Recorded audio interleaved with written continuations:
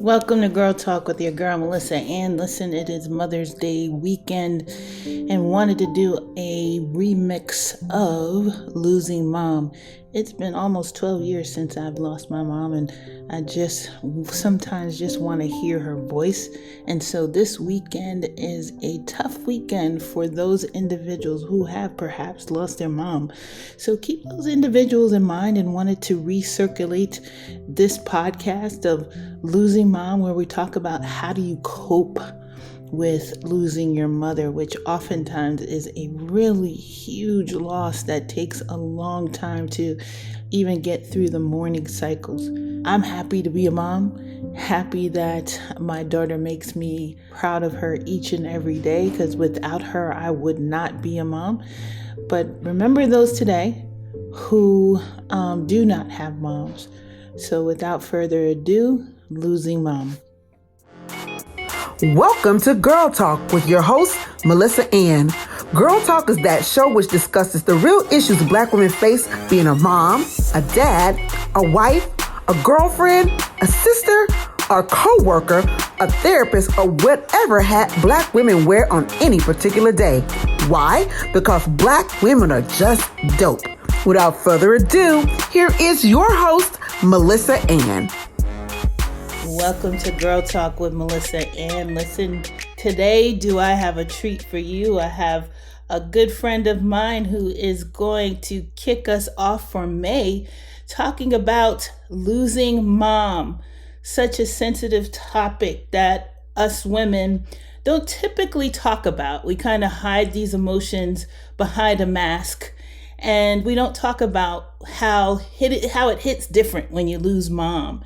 And so I invited Tiffany to the stage with me today to talk about her experience of losing her mom. So without further ado, I'd love for you to introduce yourself, Tiff, to the audience. I am a wife, a mom, a daughter, a sister. I have 3 brothers. I'm one of 4. I'm the only girl, which I think helped molded my personality quite a bit. I was born and raised in Nashville, Tennessee. I currently work in the financial services technology industry, and I'm just looking forward to our conversation today. Very nice. I'm excited to have the conversation. So listen, we're just going to dig right on in and hit it at the head, right? You have, like I have lost your mom. Your mom was your best friend.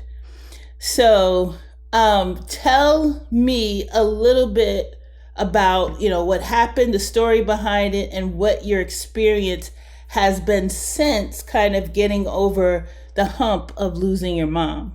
That's an excellent question. It's a full question, so I'll do my best to go over the history. But my parents divorced when I was around 12 or 13, and my mom actually divorced my dad, and the 4 of us remained with my dad.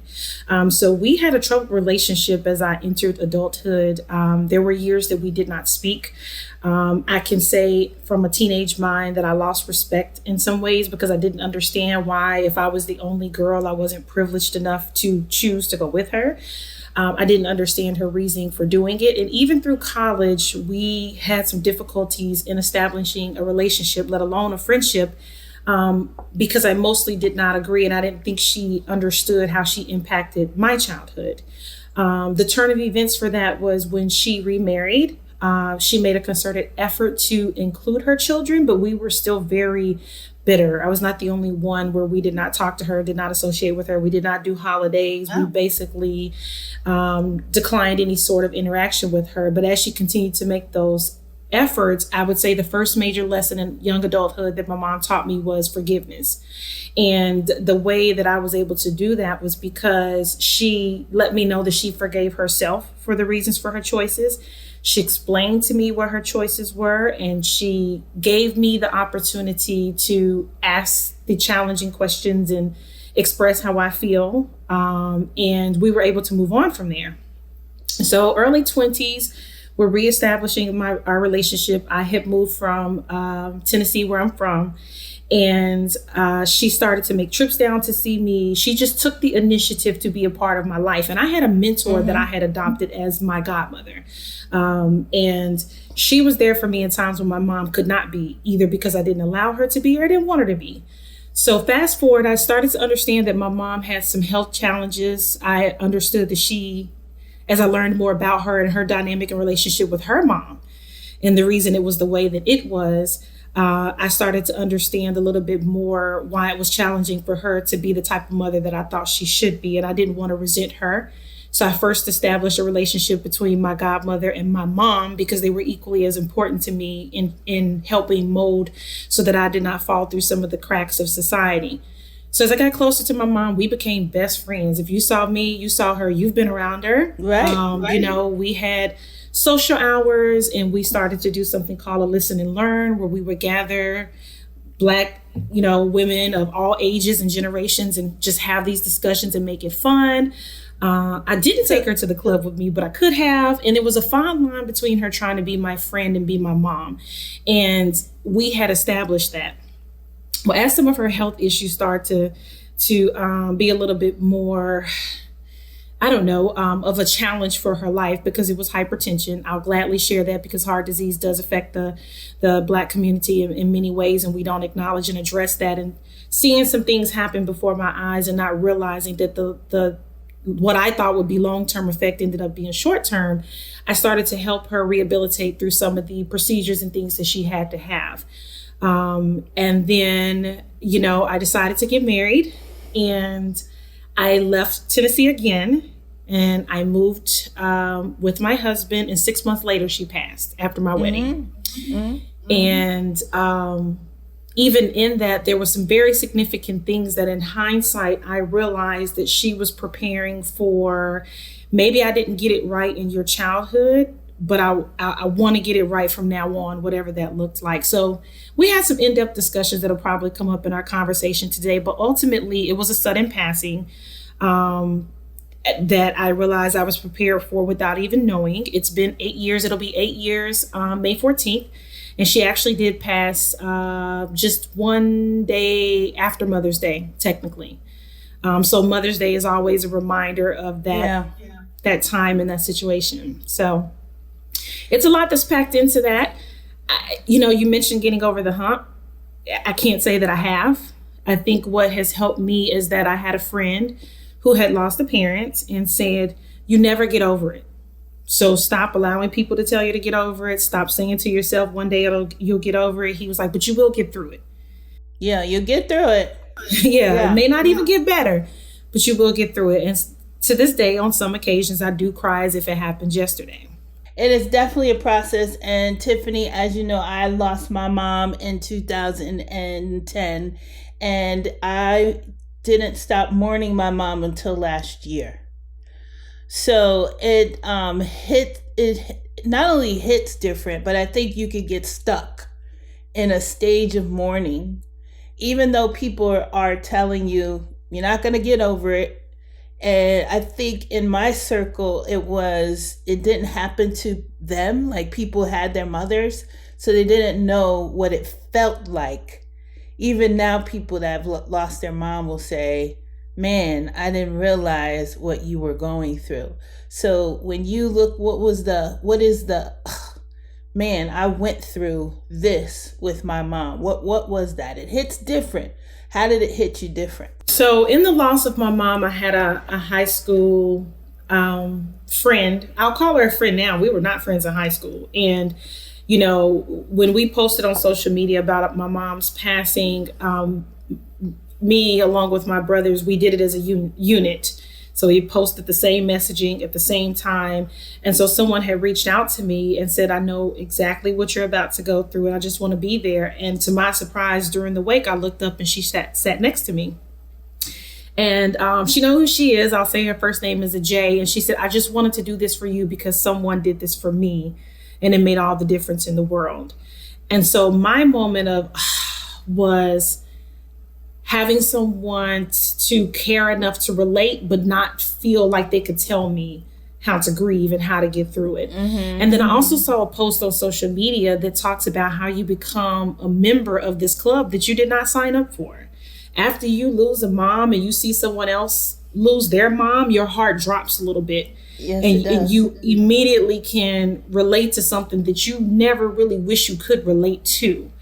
And so, you try to find a way to really just be there for others, regardless of how close you were. I had close friends and family all around, but it was just the presence of this individual at that time that made me understand that I was about to start a journey, and I didn't know where it was going to take me. I did not know how I was going to do it. I was the only girl, so I had to do viewing, and I had to look at her hair, and I had to, be in a position where I didn't think I would be. And her mom is still living. And so, you become supportive of that as well. And you try to grieve in the way that you do. So it can be something that can definitely mentally, emotionally, and spiritually. I will add spiritually, make you question so many things about how you arrived at that point. So I more so try to process it in what is the moment now. When I had my son, I just completely bawled, and they were like, "Are you okay? Are you okay?" And I was like, "I just want my mom." And in that moment, that wasn't something that I could get. So I had to try to make the best of that moment because of her, because he was her wish. And so I started to have the thoughts of, well, this is what she wanted. And, just remind myself that we had established things before that day came. And I felt a little bit more calmness and the soothing of her presence just by remembering those things. So that's what has helped me. Yeah. And you mentioned being a part of a club and I never even thought about it that way, because like you said, when you see someone or hear of someone's mom passing away, your heart does drop a little bit, because you automatically know what they're about to go through. They don't know it yet, but you know what they're about to experience. And a part of me is, I'll reach out, but I don't want to overimpose, because I know what it is, and I don't want them to feel like, well, I'm helping them throughout every step of the process. So I always say that I'm here if you need me, if just to listen. And do you find that you had someone just to listen? Ironically, after marrying and being in a city where I didn't have things to pull me out of that grieving, which was depression for me. So I'm newly married. My husband had some time with my mom, but not enough to understand and even witness the dynamics of our relationship to understand the weight of this loss. And he was on assignment through work to be out of the country. And so not only did I lose my mom, I'm in a new city. I have no favorite nail shop to go to. I have no psychologist to go to. I have no church to go to. I literally was in something that was brand new. And so that was the thing that was really close to taking me over the edge. And so what I would do, where he was, the country was about 9 hours ahead. And I would call him and just cry. I actually didn't want to talk. I actually didn't want him to say anything. I just needed to be able to cry, because she was the person that I would normally do that with. Mm-hmm. And so the biggest struggle for somebody that I talked to every single day of my life, and at the time that she had become ill before we discovered where she was after her passing, there was a 24-hour period where I knew, because I couldn't get in touch with her, that something was terribly wrong. And so I had to start writing a journal so that I could talk to her. And I didn't revisit the pages because you don't record a conversation to go back to it. So I didn't. And I had to do that for some months just to allow myself the stability to speak on it, because I knew that no one else's story was like mine. Like, you can relate, but you don't understand. I had some sense of guilt for leaving and moving and going on with my life, even though I was in my mid-30s, and the what ifs. Especially with it being Mother's Day weekend. It was the first Mother's Day that I physically missed. I had come the week before. But then I had to turn that into, that week before was one-on-one time, because it wasn't Mother's Day weekend. So we weren't dealing with the hustle and bustle and what's expected. We really spent some quality time without me knowing that would be the last time. Wow. It's funny, because what you're talking about is are the stages of mourning, right? The guilt, the pieces, the what ifs, all of those things are the stages that you're supposed to move through in your mourning as you mourn your mom. I think, God is God is amazing in what he does, because you were able to spend that hearty quality time right before her passing, not knowing that it was going to be the last. And were there any signs, do you think, prior to her passing away, that she was really, really sick, or was it just totally? Absolutely. I knew that she had well, in hindsight, let's be clear. In the time I was processing it, I was loving on my mom. I was there. I was traveling back and forth. I was trying to make sure that she didn't feel that I went and got married and forgot all about her, because I was her caregiver in so many ways with the illnesses and rehabilitation and other things that she had to do that I supported her with when I had moved back to Nashville. And there were a couple of conversations. And so this is a very important part where, for those who do still have their mom, you listen and you become aware, because those are the nuggets and the pieces of gold that help you go on after the fact. And so there were lots of things that she would talk to me about. She would tell me how she wanted to be buried. And usually our instinct is, oh, mom, I don't want to talk about that. Just put it in paper, but I was solid in any decisions that we needed to make for her, because she had made that clear. She had started to talk about a change in career, because the flying was impacting just the stability that she needed with the hypertension issues. And she had said for a while, I'm not stopping traveling. I love to travel. I'm not going to stop. So to hear her say, I think I know what I'm going to do when I get off the road, that was another indicator that she had been given some news that some things needed to turn around quickly.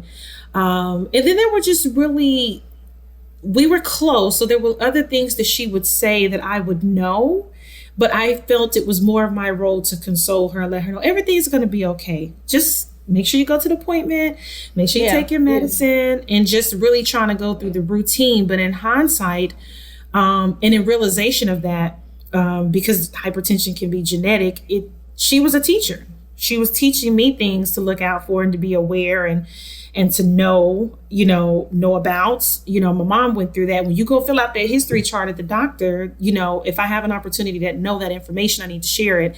And in a lot of ways, during that time, it has helped mold the type of mom that I think I should be. Because originally, remember, me and my mom had a challenged relationship in the beginning. So what I could tell you are all the things I wasn't going to do. I'm not going to be that parent. I'm not going to do this. I'm not going to be that way. But in her loss and trying to make peace of it and find the positive, it has taught me the things that I should do. And that's create those memories, to pause in the moment. Don't make it about a holiday.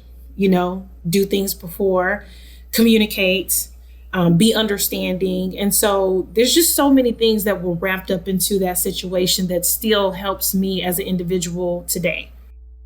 Yeah, and I could tell you too, I won't tell people how we met. You was walking up against the wall, but I could see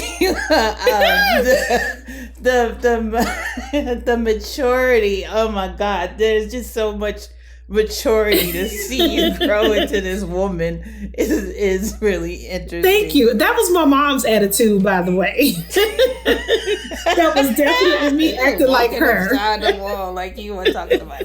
Well, yeah, that's a different show, child. But I wanted to talk through, as women are listening to this, and even men, that is hitting different, right? Yes. What are some of the things that you can offer to them, and to cope, to get onto the other side where you're not mourning as much? You're never ever ever going to stop. I think about my mother every single day. But when it used to be, when I said her name, I would start crying. But I'm able to talk about her now without the emotion. So how do you get to the other side? So I'm a little different. Our community has a way, as Black women, that you are to be strong. You can cry, but you don't cry for too long. Or she's at peace now. She's better where she is. And we have all these sort of cliche things that we do that's supposed to help you grieve. And I'm a little different in the fact that I don't choose to use those things in remembrance of her. So for Mother's Day, I don't try to decide how I'm going to feel before it gets here. Or her birthday, I don't try to decide, because I will get up and be like, I'm just not going to get on social media and I'm not going to do this, because you get the memories. And then if it's Mother's Day, everybody's out with their mom, and it triggers a lot of emotions that don't allow you to get in front of being okay with how you feel.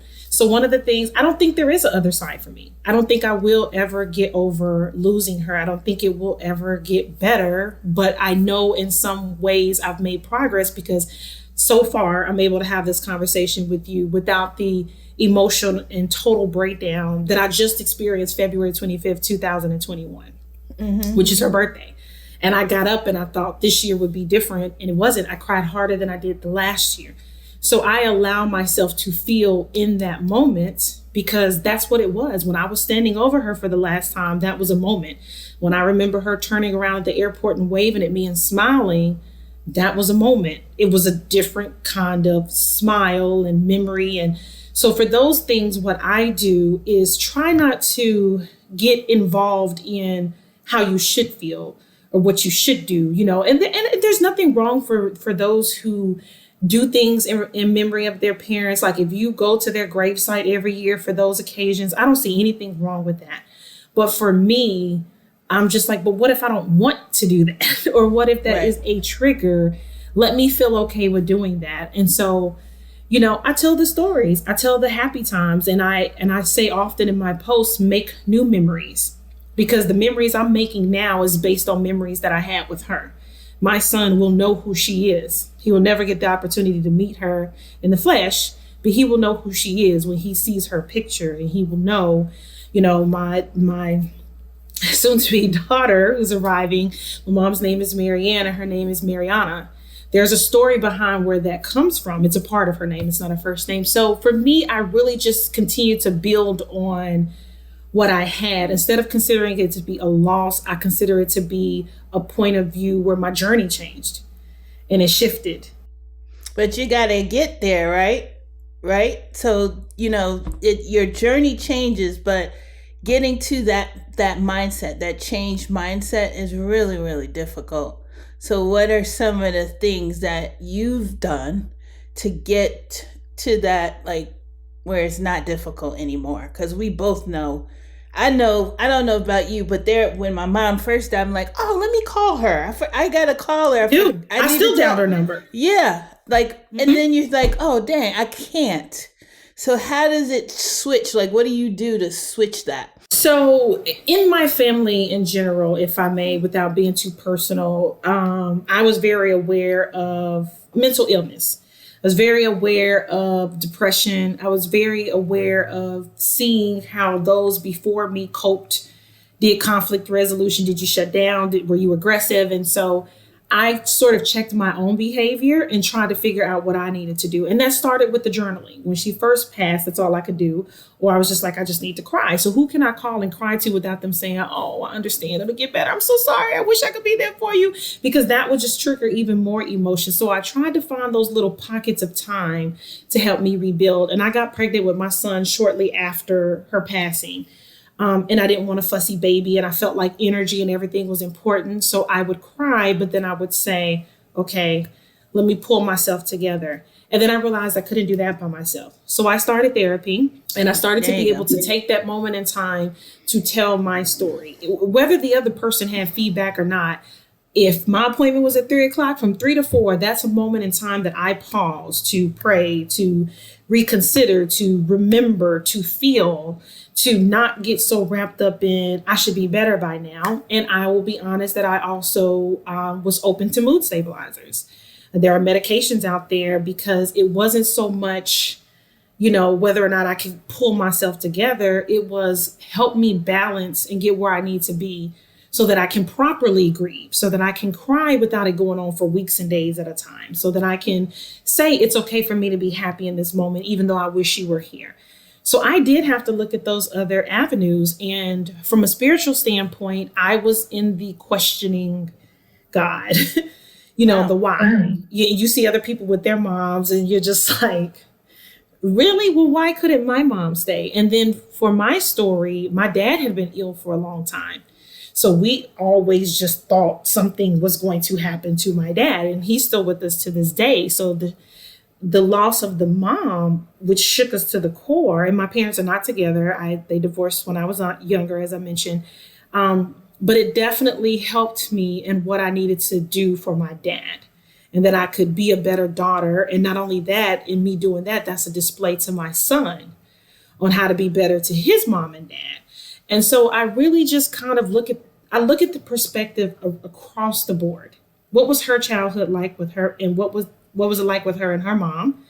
What is it like with me and my son? What would I like for it to be with me and my son? And then when my son grows older, and if something should happen to me today or later, how would he respond and react? Do I think he would have good memories, or do I think he would be challenged, or do I think he would just say, well, I had a Black mom and that's just how it was? Like, what am I doing in the now to make those memories for him? Yeah, the memories are one thing, but I don't know if we can really predict what our children are going to react like when True. that day comes, because everyone processes differently. You hope that they'll be okay and they'll process through it, but you see kids go all the way on the other side of it, the deep end, and they use substances and all of those things. So we hope that our kids can process it. I know my daughter is like you. I don't want to talk about that when I'm talking through I'm getting older, and we need to talk through things, and she's like, I don't want to think about it, I want to talk about it. So, but I think, Tiffany, I think I can't your aura and your demeanor right now is just so calm, and and I know your mom would be really proud, and you are building your legacy. You're building, your son and your daughter to be you're going to mature them and leave this beautiful presence 400 years from now when you pass away, right? So I think that what I guess the last question for you would be, what is your why? What's your why? What's Tiffany's why, that she wakes up every morning and pushes past those adversities that you may have or may not have? I think it still goes back to what type of memory am I creating?